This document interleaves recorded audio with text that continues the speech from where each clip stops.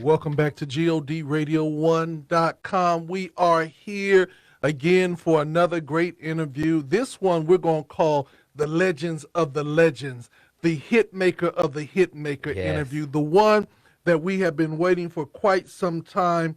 I want to call him the most friendly executive in the industry. In the land. Robert Earl Dean, who do we have with us today? I'm kind of nervous. I never get nervous. I've only been nervous with Sandra Crouch, and I think Sandra Crouch was the only one. And now this legend, who I've been communicating with for a while now, and we're so honored and excited to have such a visionary amongst us today, ladies and gentlemen, all across the country and the world. You are getting ready to get some good nuggets from one of the greatest men to ever do gospel music and music, period. He's a gospel music Berry Gordy. None other than the Dr. Leonard Scott from Ty Scott Records. Good morning and welcome to the Wake Up Morning Show with Dr. LT and Robert Earl Dean. Good morning, and thanks for having me. Well, you know, we've been waiting for this interview for quite some time. Yes. I tell you, I always call you the nicest executive in the industry. Yes. Because for us, smaller independent labels that been doing it for a while, it's always great to be able to connect with the veterans in the industry. And every time that I see you at any award show or any event, you take the time to stop to talk. And, you know, I kind of like your first name, you know what I'm saying? Your first name is this, you know, your parents were brilliant when they came up with that Leonard. You know, us Leonard's got to stay together. Yeah, right. Amen. Amen. Well, I would like to start off by saying I reminded Sydney, your nephew, who also works at Ty Scott, and you about when the Stellar Awards were in Atlanta, I believe about 10 years ago. And I was there coming from California to Atlanta to the awards, and I was invited to the after set, I think was given by maybe Music World then. And I had a seat that was assigned to me, and later on that seat was taken back and given to Michelle Williams. And I was just standing there, this young cat from California, like, what in the world is going on? And you and your lovely wife said, young man, you can sit right here. And you may not even remember, but there are some things that people never forget. And that day let me know that God was really who he was, because you go to these events, whether it's gospel, secular, or anything else, and everybody's not always as friendly as you would think they were. But you were really that, you and your wife. And I want to thank you publicly for being such a kind-hearted gentleman. Thank you so much. Oh, my pleasure. My pleasure. Now I'm gonna get right into it. Jump into it. What made you decide to start Ty Scott Records? Actually, man, I don't have a big story to tell you. We needed a label for our church choir. So praise the Lord. Yes. And so when people say, when they call you doctor, could you tell us what you're a doctor of? I'm a dentist. See? Right there. Yeah. Yes. And that's what I always told everybody. I'm gonna go down to where he is. I'm gonna go to his doctor's office. Like, look, I need this one fixed right here. I said that too. And it's amazing because it's been 45 years. You started that label in 1976. That is amazing to have that longevity and to have worked and produced some of the greatest names in gospel music history. I mean, the Rance Allens, the John P. Keys, the Diedrich Hattons, and the Denise Tischners, to name a few. Yeah, it's all totally God, man. Totally God. I tell you, he just smiled on us. Yeah. So you said that you needed a label for your choir. So are you a pastor? Yes. This give us the fullness of that, because you know people say, oh well, he a doctor, he good. But you know there's more to the story of what makes you who you are. Yes. So can you just give us a background of when you got started, how you got started, when did you go into ministry? Right. I want to know from when you were 7 years old. Did you know all this was gonna happen? Well, when I was 7 years old, my daddy bought me a clarinet. So Okay. that kind of started the music thing. Of course, I wasn't in church. In fact, I was in a secular band called the Soul Messengers, and not the gospel soul, you know, the Right. soul. Right. Soul. Right. So. We ran all up and down the road trying to get famous, trying to be rock stars. And in the midst of that, God saved me. Yes. And when he saved me, I put music down altogether because music had actually been my God. You know, you can make a God out of anything. Yes, sir. And so I just got out of music because I didn't want anything to pull me away from the true and living God that had found me. And after about a year, it's amazing. God just kind of gave me a release in my spirit, and I just got in the choir. And after that, the church started having some problems, some deacon against the pastor problems. And I went on a fast. I shut in. Went in a hotel room for 3 days and 3 nights, fasting and praying. Yes. At the end of that time, it was time for me to leave the room. God just started giving me songs, just one after another. I had a tape recorder, so you know how long ago that was. I started singing them in this tape recorder. It was blowing me away, words and music all together, just all these songs. Wow. And I went and talked to our church organist and asked him what he thought about it. And he said, man, I think we ought to do a recording. So that's sort of how the record company got started. So I had the dental practice then, and I had a couple other businesses going on. And my attorney said, well, if you're going to do this thing, you need to incorporate, because if you don't, somebody can sue you and they can get into your other assets. But if you incorporate it, it's kind of like its own entity. And so if they sue you because you stole their song or something, that's all they can really hit is that particular thing. Right. So I said, well, you're the expert. And he asked me, well, what do you want to call it? I said, I don't know. He said, who's your partner? And that was the organist, and his name was Craig Tyson. And he said, well, why don't you call it Ty Scott? I said, cool. Wow. So that's how we got started. We just to put out a record for our church choir. And God took it from there. So let me ask you this question. This quiet giant, as I'm going to call you, because every time I see you, you're just like, hey, how's it going? Laid back. You're just cool. How is it that you are producing and releasing some of the biggest records in the industry, but when we see you, it's almost like, there go Uncle Leonard, how you doing? And you're just so laid back. How is that? Because that's your MO. I don't know. That's just everybody's got their personality, and that's the thing. I think you ought to just be who you are. You know, if you try to be somebody else, it's not gonna work. But you can't be a better them, and nobody can really be you. That's right. So I just try to be me. I try to stay in my lane. I try to hear from God and do what He says. Okay. Now here's a question. This is a business question. There are people that you have on your label, and then I believe you also do distribution deals.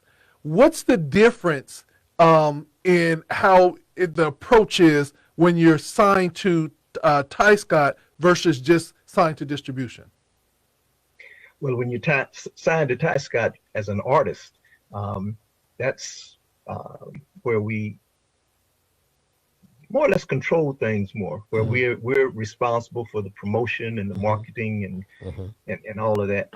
Whereas when we do a label deal, of course the label is responsible for all of that, and our responsibility is simply to get it, make it available, where that when the marketing and promotion and all that's done, people can get it, and of course also to pay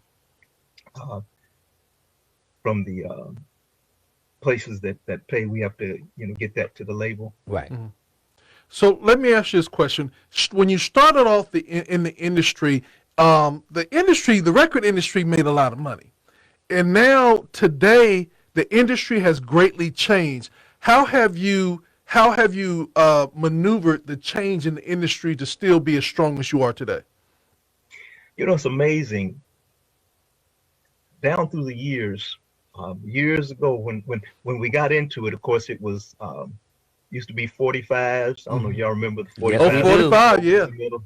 And then So it went from singles to albums, cassette tapes, and so when cassette tapes came in, people were saying, "Oh man, it's over," because people they can just record from the radio. They don't have to buy it anymore. Mm-hmm. But it wasn't over. People still bought. Yes. And then when CDs came out, it was like, "Oh man, it's over now," because even though they could record it on the tape, it was still bad quality, you know. Yeah, So, right. but now CD, that's the quality, you know? Right. Right. But still people bought. Yes. Then when downloads came out, it was, oh man, it's over now. People just gonna download it and they not. Mhm. But it wasn't over. And then when streaming came, it's like, oh man, it's over now. But you know, all these changes, it really didn't cause the industry to suffer. It was just a change, you know. And actually, if there's no change, there's no growth. Mhm. Yes. And so I believe today, you know, just like, man, years ago, nobody would ever have a station like you all have right now. That's right. That's right. That's Doctor. reaching out all over the world. Yes. You know, but it's changed, and it's changed for good. There are people that are listening to your station right now that never would have been able to listen to it. You know, Yeah. You're right. you're reaching folks. You know. And that's the one thing that I say that to everybody is about how do you diversify and you move with the change. I also said when I was talking to people, I said, you know, one of the biggest things is that they had sold enough record players and nobody was buying record players, so they said, you know what, we're gonna have to come out with a tape deck, and then they sold enough tape decks, and every time. So now, you know, they're buying record remember players when now. they started doing the downloads, and then it was all about getting an MP3 player. And then your phone became an MP3 player, and it just keeps going and on and on. Even with streaming, one of the things that we're noticing now that you can even pull your streams in your car, you have it on your phone, you can Bluetooth it. So the industry is ever yet growing. Right. Let me ask you this, and I'm going to turn this over to Rob, but in your selection of the artists that you've worked with, a lot of them who we've already interviewed, what drew you to, let's just say, like a Denise Tishner? Whoa, you going way back. Yes, he took my question. Yeah, Denise, wow, phenomenal artist, phenomenal personality. And man, when we met up with Denise was just a child, you know. Yeah. But she was a powerful singing child. Yes. And man, I remember she wasn't even married yet, you know, Mm-mm. and she got married pretty young. But you know, I don't know. It's just something in an artist that you're drawn to, and I don't know if I can really answer that question. It's almost like it's like what caused you to be drawn to the person that you married. You know, Mhm. probably wasn't the most beautiful person in the world, but to you they were. You know, Oh, yeah. Yes. Other people might not felt like they looked too good at all. You know? Right. but you saw something, Mhm. and that's the way it is. You know, with artists, we've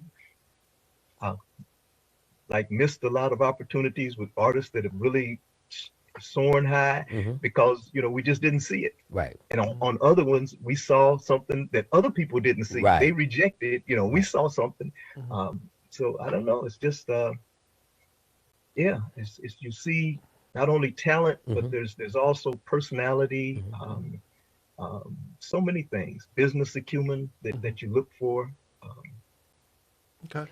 Well, this is from her, Denise Tishner. I was going to lead into that, but he took my question, so we think alike. It said, Dr. Scott, we have been on a journey in this music industry for so many years. Thank you so much for affording me the opportunity as a young lady to start my music career in the 90s. You and Ty Scott Records were the catalyst to the beginning of my career, and I am forever grateful for what you all did. Please know that I still love you dearly and am excited for what God is doing for you even now. This is from Denise Tishner. She wanted to send you a message. Oh wow. Well, man, I don't know what to say. Thank you, Denise. Yeah, she was like, Wow. 20 when you signed her, that you saw her with a choir, and that you had heard about her, I think her choir that she had put together of something of that nature. And then she Uh-huh. said she saw you guys, and boom, it was a perfect match for her. Right. Yeah. Yeah. I think Al Hobbs might have had something to do with that too. She mentioned him too. Yep, yep. Back then, we actually distributed Al's label. Al had a Alejo. Alejo label Hmm. that we distributed for a while, but she was directly on Ty Scott though. Was she your first? She was your first female, right? She might have been. She might have, because that was quite. We hadn't been going too long, you know. Right. And then how'd you get John P. Key? Because I remember his first album with the yellow cover, with I think it was Unity of Brethren or something of that nature, and I Worship Thee was a song that kind of took the country by storm. Oh wow, yeah. Now that's another story. We had John was from North Carolina, and we had a guy working um, A&R for us, lived up in Detroit, and I remember. Now I live in Indianapolis, and he called on us early Saturday morning and said, "Doc, I think we got one here."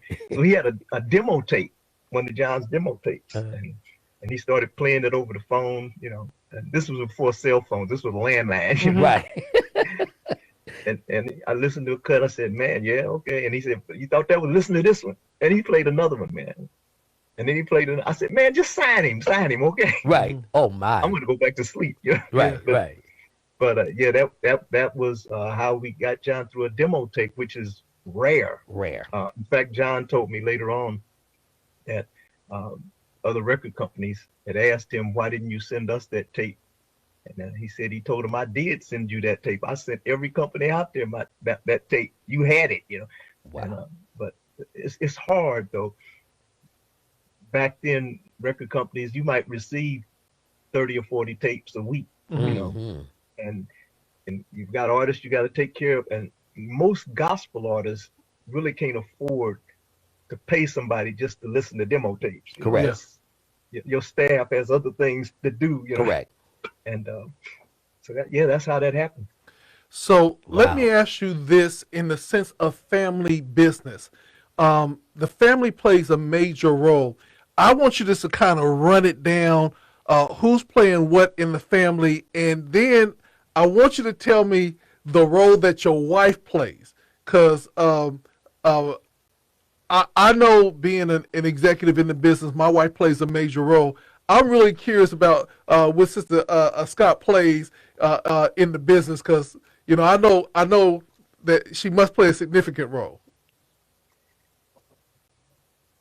Right now, actually, she's not really playing. Now she plays a big role with me. We pastor a church, yes. and she plays, you know, the piano, whatever. But as far as like from the businesses, she's pretty much. You know, now she used to be at the dental office. She was for years. She was the front office person. Mm-hmm. She retired from that, and so you know we're both getting up. We're going into another season. I'll put it that way. Like where we've kind of turned over. I don't really run the record company anymore. I haven't for years. Like one of my sons actually runs it, and that's Bryant runs it, and of course my nephew. You know, he's been there for years, and now my son Bryant. This is another story. He was going to be a dentist. He was going to come in and he had already been accepted in dental school. I think he had one class to take, physics class or something that was a required course, and he was going to take that over the summer. He had already been accepted pending him passing that course. And he came to me and said, "Dad, I think the Lord wants me to help you with the record company." Wow. And at that time, the record company was more like a hobby. You know, it really hadn't, you know, taken off. It was just every year when I'd meet with my accountant and we go over the different businesses, you know, when he said this one's doing good, and when he get to the record company, he would say, "Now you need to shut this one down." You know, he said this one is draining the money from all the rest of them. You know, you need to, right. You know. And I would tell him, "Well, I enjoy it. You know, it's something I like to do. Right. It's like you golf. You know, right. So you spend a lot of money golfing. Well, so I do this. You know, right." And he just shake his head like, But when Bryant, you know, said that the Lord told him to help me, and I wasn't making any money, you know, but dental practice was doing great, Right. and I wasn't gonna box with God, are you sure the Lord said that? He said, yeah, yeah. And so when he stepped in, things started to turn around, and yeah, Um, so 1992 was a big year for you all. John P. Key, through you, released "We Walk by Faith." Let's talk about that because I believe that was one of the preludes before he went gold with his Not Guilty album. yeah. So if you ever read that novel, it was the best of times and it was the worst of times. Mhm. Hmm. Yeah, it was the best of times because we had the number one record in the nation. Yes, It was the worst of times because our distributor went bankrupt on us. Spectra. Spectra, you I remember remember that. I Spectra? remember Spectra. Yeah, yeah. So even though we had this number one record, they had all our money and went Wow. bankrupt. So that that was a challenging time. Challenging time. We actually had to go to all of our artists and tell them, that they um, were out of contract because we couldn't pay them. We Wow. couldn't meet our end of the deal, and so and this was really humbling because every one of them, said, well, you know, we're gonna stay with you. Um, and John is really, he was at the top at the Yes. time, and every record company out there wanted him, Hmm. and they were offering him big money, and he said that no, I'm gonna stay, I'm gonna stay with you all, which he did, and um, that is really, how we're still here today, Wow. What a um, testimony, though. yeah, That God's Yeah. favor. That was God's favor Yeah. right, over your life and your record company for artists. Because you know how artists are today. They would have jumped and abandoned ship because there's not much loyalty like it used to be back in the day. Everybody wants to be a quick star and a quick fix, and they listen to so many people in their ear, not consulting God about decisions. That was a big move. yeah, Yeah, one of the things that I've found and what I've heard from people in the industry is that people trust you, and that what they see is actually what they get. And I think that in the industry right now, integrity is always being questioned. And when you find a person that works with you in integrity, it makes it easy for you to keep the loyalty. Let me ask this question: was there ever an artist that you wish you signed but you didn't sign, That was my question and too. it literally you was like, man, if I had a do-over, if I knew now Right, what I knew right, then? right. That's the first question. Then the second question is, if there's ever an artist that you signed that you would have been like, Ooh. don't wish I would have went a different direction. You don't have to name their Right. name. Just you can just I wish allude I to. would have fasted a little longer. uh, yeah, yeah. I can. I often think about back in the wow 90s, I guess it was, when we had a project called Trinity Temple, and we had Out of Dallas, Texas. Woo. yeah, They could yeah, sing. I was a fan of and theirs. and on that project were Kim Burrell and Kirk Franklin. Kirk Franklin, and so we had the opportunity to sign, but back then they were unknown, Yes. just doing something on a church project, Mhm. and so often look back, hindsight's always 2020. Yeah. Okay, so But those projects were he said Kim crazy. Kim Burrell Yes. and Kirk. I have the CDs of those. Yeah. Yes, those were phenomenal albums. Pastor Ransom. Yep, yeah, Yes. And Fitzgerald Davis Yeah. was the choir director. Our friend Fitzgerald, that's from the radio in the Dallas area. So I'm gonna ask this question: um, Have your artist going on tour? What was the crazy experience that you, as a record label, experienced with artists being on tour? hmm. And you're an artist too. It could be towards you too, because you're an artist as well. Yeah. One of the bad things about being on tour is when at one of our artists said one time, th- they were told, don't take a check from this particular person. Do not take a check. Don't take it.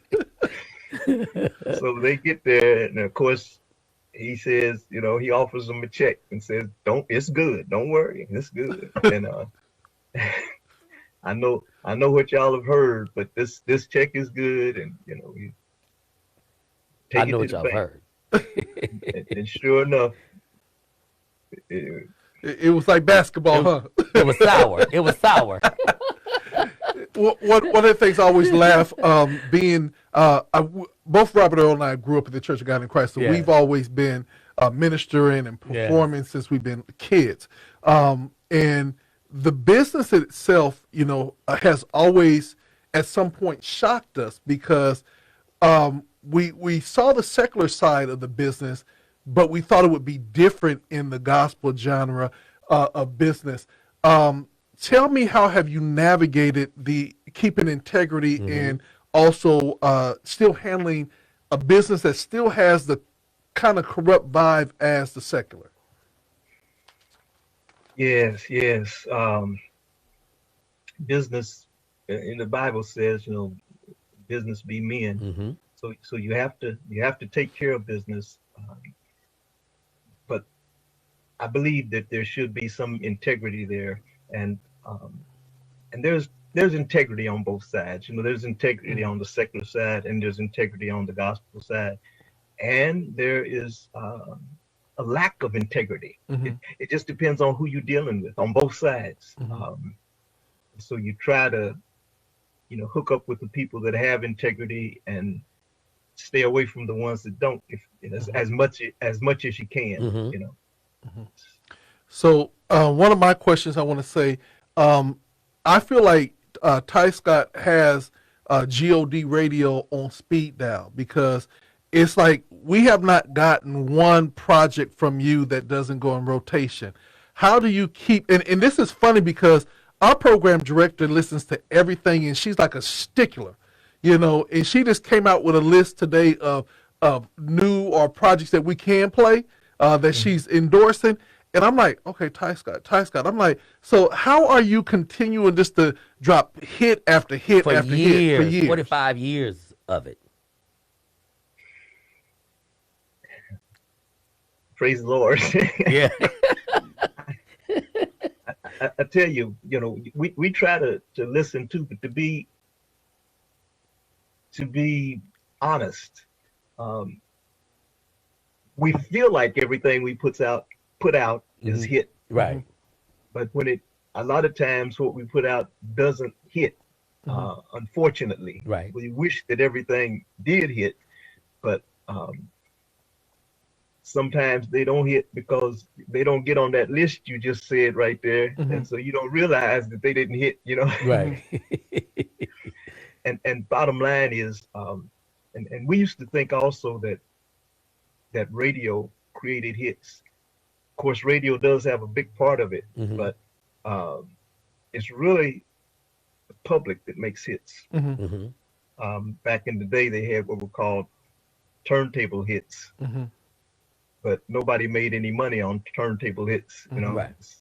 because nobody went out and bought them, and so the artists still didn't make anything. It's like, and so it's the people, the public, actually determine, what's going to be a hit and what's not going to be a hit, and they can love it, love to hear it on the radio, but won't put their money on the counter to buy it. Right. And that kind of really hurts. So let me ask you this question, because they said Barry Gordy would have this conversation with his team, and he said, "What would you buy, this CD or a sandwich?" What is the quality control in at Ty Scott on? Does it make it to rotation or does it make it to be released? What's the quality control process? We listen. We listen to Well, it's interesting. It started out a singles industry. It went to albums, and now it's kind of going back Going to back to singles singles. again. Yep. And so when an artist presents an album, we listen to the songs, the ones that the artist feels like, this is it. But then we see a lot of times artists are looking at what they perform and how the people react to it, which, as you know, is different on radio. Yes. A live is kind of different from what's going to be a hit on radio. And so we try to look at it from both standpoints of what we feel like is going to connect with the people, what's needed right now, what's out there already right now. If you have an artist that's wow, if you got the top 10 has 5 choir songs on it, and you put out another choir song, it might not, because people are probably getting ready now for a female soloist or something. Right. It's like, Right. let's what else you got, Kind of rotates. And so you have to kind of keep all of that in mind when you put something out. It's almost like playing a game. So let me take it back to your son. I have one child, who's not in the industry. I have a grandchild that is looking to be the hope to continue to be a part of the industry. How is it working with your son and watching him develop this massive industry? Yes. It's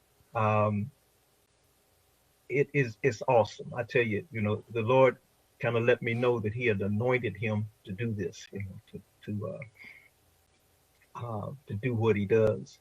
And my wife and I have 7 children. Wow. And so, yeah. and they're all, God has blessed them all. One of them is a dentist. And of course, Bryant, he runs the record company. We have one that's an attorney. We have one that's an MD, and God is just, one of them is a naval officer, getting ready to retire out of the Navy. Different ones. One works in the financial industry. Just God had just smiled on them and blessed them. And I don't know. You're a parent, man. It's something to just sit back and see the Lord bless your children. And I tell you what, I don't take any credit for it, because I know parents that have done everything in their power, Yes. went overboard, to help their children, and they turn out to be drug addicts and whatever. Yes. And on the other hand, I know parents that were drug addicts, and their children turned out to be great, Yes. So as parents, you do what you can, but still, it's God smiling on them, So I'm gonna ask you this. I'm gonna start a rumor, and I'm gonna throw it out there to see if the rumor's true, because you're in Indianapolis, right? Right. Now, this rumor I want to start is that that Prince tried to get on your label, and you had to decline his music. Did you ever have to work with Prince at all?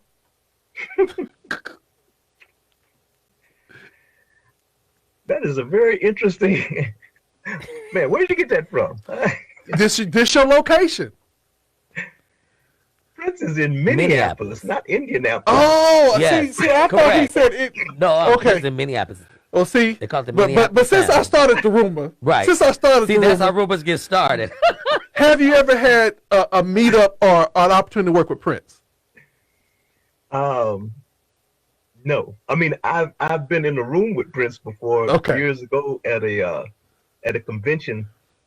Years ago, they had see, back in the day, you really didn't have gospel radio, or you just had black radio. Period.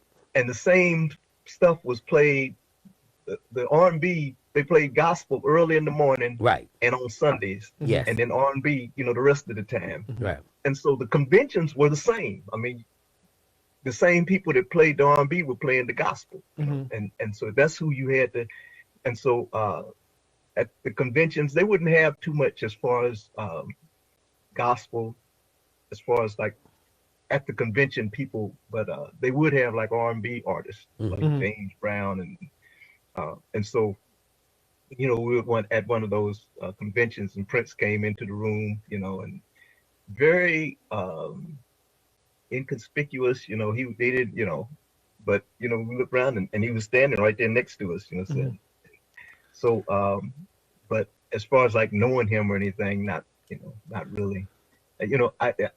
I think I would have felt better if you'd said Michael Jackson, who was in Gary, Indiana. This is Indianapolis, Indiana. Right. So are you? So what about Mike? No, never really knew him either. Of course, when they were coming up, might have been at some things where they were, when they were just first getting started and wasn't famous yet. But Right. So I'm gonna ask this because they said that Suzanne in the past would say to Berry Gordy, instead of giving me a fast no, give me a slow yes. My question is, in your organization, who is that person that always says, give me a fast or a slow yes instead of a fast no? that would probably be Sydney. Yeah, and he's on here watching. All right. What's up, Sydney? I have a question. Let's briefly walk down these levels that you are. Let's talk about you being pastor at Rock Community Church. All right. About 21 years ago, we started church, Rock Community Church. We had been with the ministry that we came out of, which my brother-in-law was the founder of that church and also the pastor.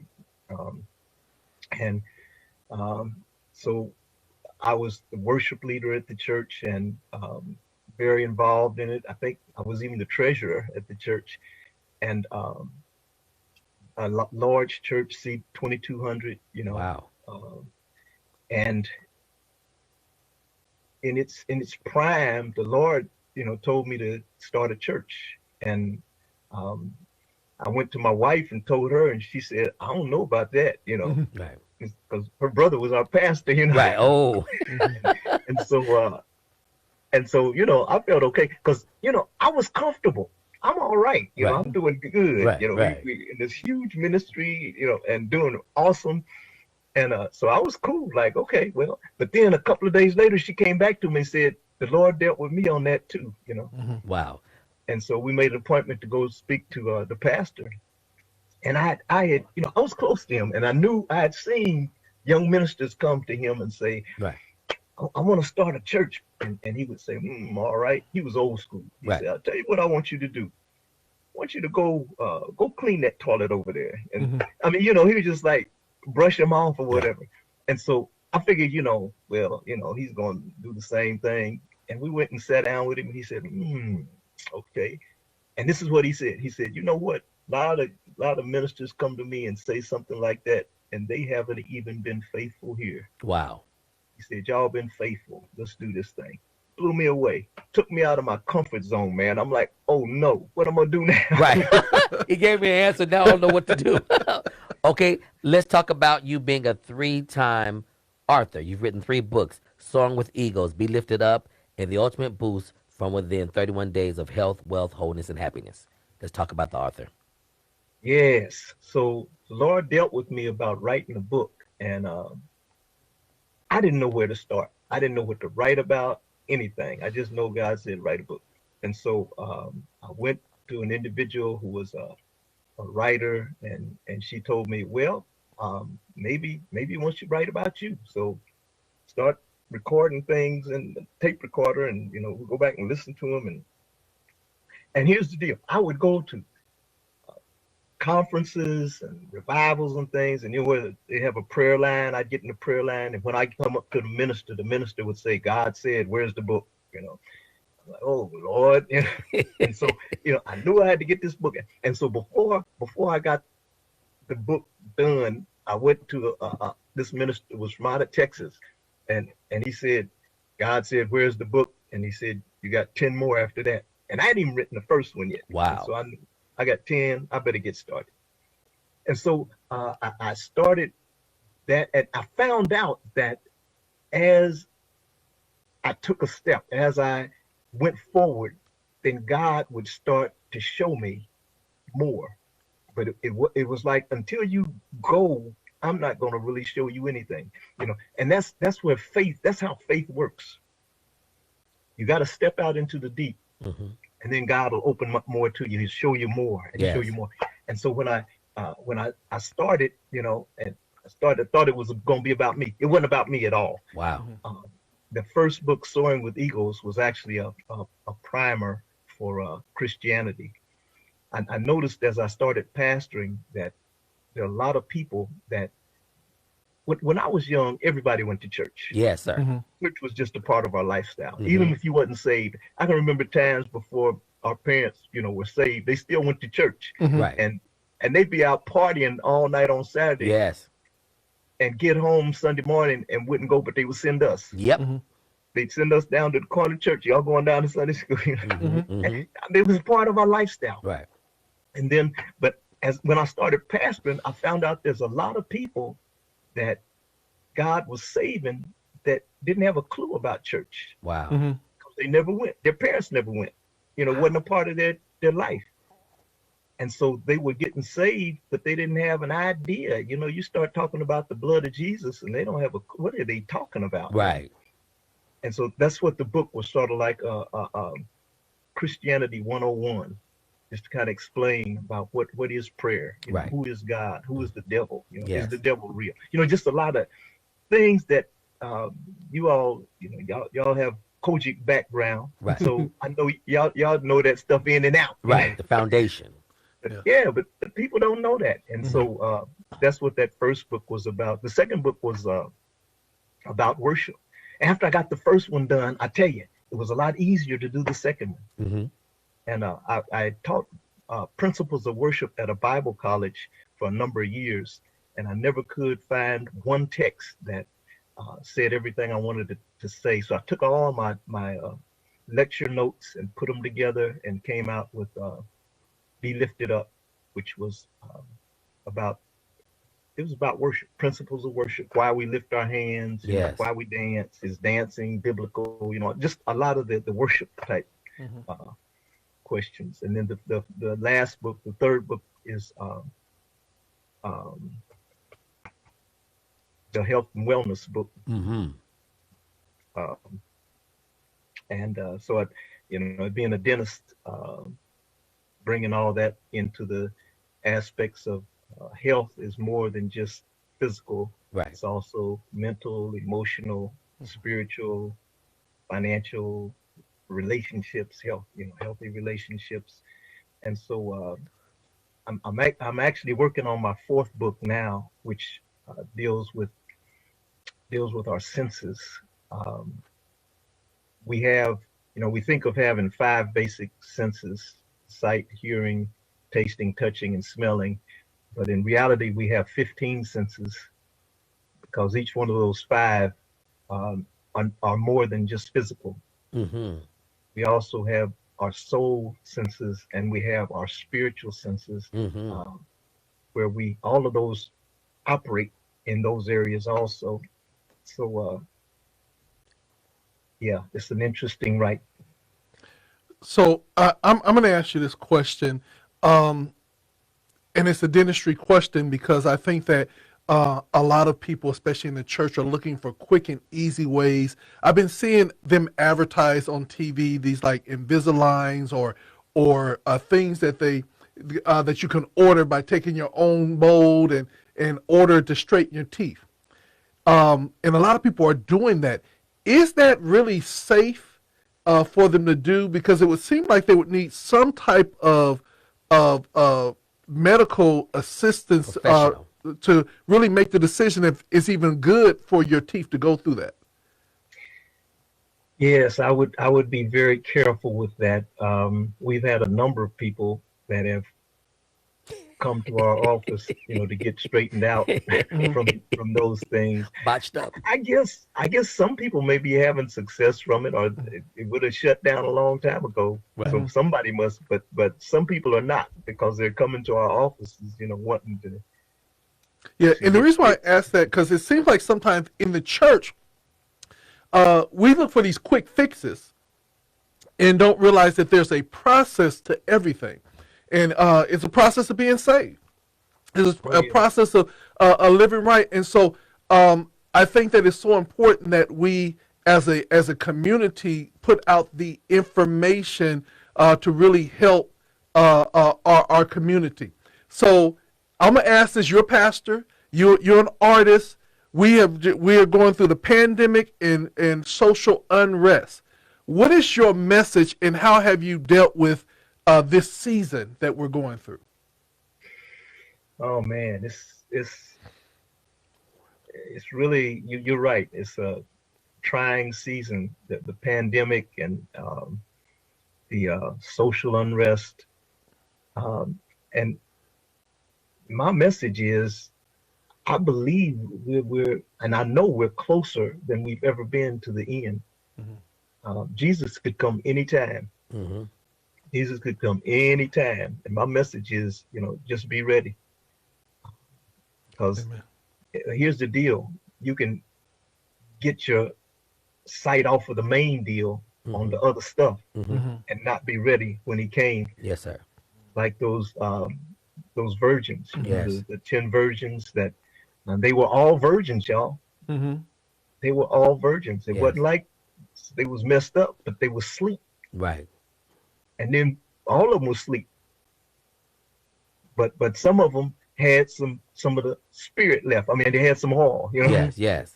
Some of them didn't have no more oil. They got so caught up in the Hmm. other stuff, didn't Mhm. have no oil left. Mm. Wow. When he came, it was too late. Hmm. Wow. Yeah, don't So be oilless, y'all. Right. My don't last be thing. honest. My last thing as we lead into the new single. Let's talk about you as an artist, because you are an accomplished artist. You're not just the owner of the company and pushing other people. You got some heat yourself. Well, thank you, thank you. I enjoy praising God. I enjoy lifting Him up. I enjoy singing His praises. I Yes. enjoy worshiping Him, and Yes. and so that's sort of my outlet, you know. Um, yeah. And Okay. and we have the latest single that you sent us, um, and that's going into you being the artist. Let's talk about this. This is a treasure. But we don't want to talk about that yet. You Yeah. got to ask your famous question. I don't want to ask it to him. Okay. You're not Yeah. going No. to. I, We're not going to do that? no. Okay. Because You he's don't a want. Thank you, thank you. because he's a record executive person, so his list would probably be his artist. There's no reason. Right, How we yeah, know? yeah. And that would put me on the spot too if I didn't name some of them. You're Right. helping me out. Right. So see, the Holy Ghost is working. Right. So let's talk about this new, because this is a treasure. What you are going to talk about is a treasure. It's the last works of. Yes, the single that we put out is the single from an hymns project that we actually did, and we had a number of artists that led the hymns on it. We were actually going to do it live before the pandemic hit, and so we ended up having to, do it virtually. Um, and um, different. We're, excited about it. It's the name of the project, the album project is Hymns in Times Like These. Mhm. I want the And hard copy. I don't know if it's gonna be a hard Okay. copy. Okay. Might just be all virtual. Okay. but Kathy Taylor is leading that song in times like these. That hymn, Mm-mm-mm. awesome. And then we have Jesus Saves with Bashan Mitchell. Just different. Kalante Gavin is on it. Wow. Ruth Leandra. I mean, just and they're leading hymns. I will trust in the Lord. That's These good. songs that man, I know y'all Kojic, y'all know all of these songs, That- man. Rock of Ages, Yes. No Never Alone. Yes. All of these hymn standards. Oh my God. And so we got Rants to do Throw Me Overboard. I gotta hide him. I got a hiding place. Ooh, that was a And good there's coach. We song sung out. that in Coach Church coming up. That was one of our songs. Yes. Yeah, yeah. Woo! And of course, he rocked it. And you know, Rance. Now you talk about a legend. Rance was it, Yes. and it still is. Yes. And we Yes. were all taken aback by his passing, Mm-hmm. untimely passing. Mm-hmm. Nobody had expected that. In fact, we're actually working on his next record. Um, and Kirk Franklin Yep. had written a song for him. Wow. Hmm. So, because of the pandemic, and also, Rance had some health issues, Right. and so he wasn't into getting on a plane and flying down to Texas, Right. to do the song. Right. And um, I think Kirk had told him he would send Tamla Mann's bus up to get him. Her But try just to like a bust. house on wheels. Mm-hmm. Hmm. And Rance said, I don't be traveling no bus that long, all the way from Michigan to Texas. Texas. Texas. Mm-hmm. And so finally, Kirk said, well, I will come to Detroit and we will do it there. And in the interim, while they're planning all this out, Rance passes. Oh. So, Wow. Yeah. We had uh, we had Rance here in San Diego, and him and the guys did an amazing concert, and were backstage after the concert, and our program director said, Bishop, I just want to take a quick picture with you, and he was sitting down. And she said, "Oh no, just sit there. I just want to take a quick picture." He said, "No, pretty lady, I gotta get on up and take this picture with her." He was always so nice to anybody that came his way. And I was talking to Chris Bird because I have never ever produced a concert, whereas the MD comes and tests out all the vocal mics. He said, Rance is ready to go. And Rance, when he hit the stage, never did a sound check. He just came in there and everything was perfect and he just killed it. And when I say that he gave a concert extraordinaire and then got off the stage and said, okay, just one of the nicest, kindest bishops, that I do know. And Yes.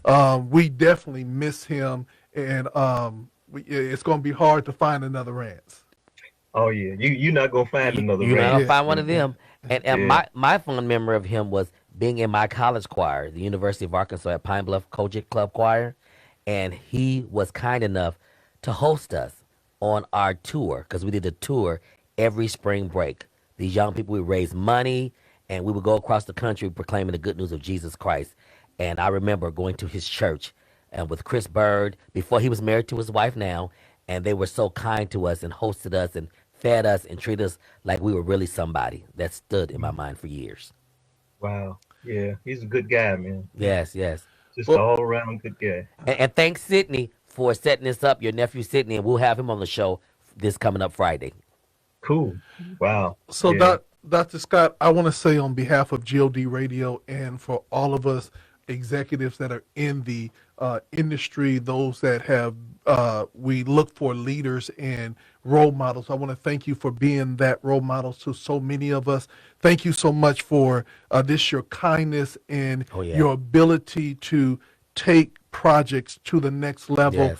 Projects that some people like say, oh, it's good, but you come up with something like hymns and everybody goes crazy and say, oh wow, this is the best thing. I thank you for just being a visionary and following God Yes. in all that you do, and thank you for just being a friend. Yes.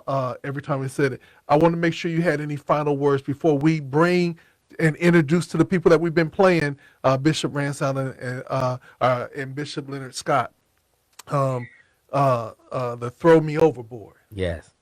Yeah. Yeah. Well, I thank you. I thank you for the great work that you're doing. I thank you for playing the hymns. Yes. So many of the stations won't play the hymns. They don't play quartets. I mean, they've Oh, gotten God. away That's the good from stuff. the that traditional side Yes. of the gospel, and are just playing the more contemporary, which I love the contemporary. Don't get me wrong. Yeah. I But I love it, but Mm. I think we shouldn't throw these old ones away. I'm telling Amen. you, in they've this got an in this anointing time. on them, In this time. Hmm. and can really be a blessing to Yes. the body of Christ. Yes. And so thank you for playing them. Well, you all have heard it here on God Radio 1, the Yes. incomparable Dr. Bishop Leonard Scott. Yes. And we're going to now play Throw Me Overboard featuring Rance Allen The right voice here himself. on God Radio 1. .com. Yeah, why don't you pick up that guitar, play a little something for us?